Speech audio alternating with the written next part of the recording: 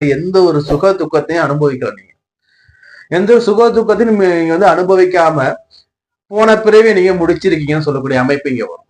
அப்போ இந்த ஜென்மத்துல உங்களுக்கு ஆயுள கொடுப்பாரு. ஃபர்ஸ்ட் ஆயுள கொடுத்துட்டு உங்களுடைய சுக துக்கத்தை நீங்க கரெக்டா பார்த்துக்கணும். உங்களுக்கு என்ன தேவை, புரியுதா? உங்களுடைய உடல் ஆரோக்கியத்தையும் உங்களுக்கான தேவையை நீங்க ஃபர்ஸ்ட் ஃபுல்ஃபில் பண்ணிக்கணும். உங்களுக்காக வாழக்கூடிய உங்களின் வாழ்க்கை இந்த ஆயுட்காலம்.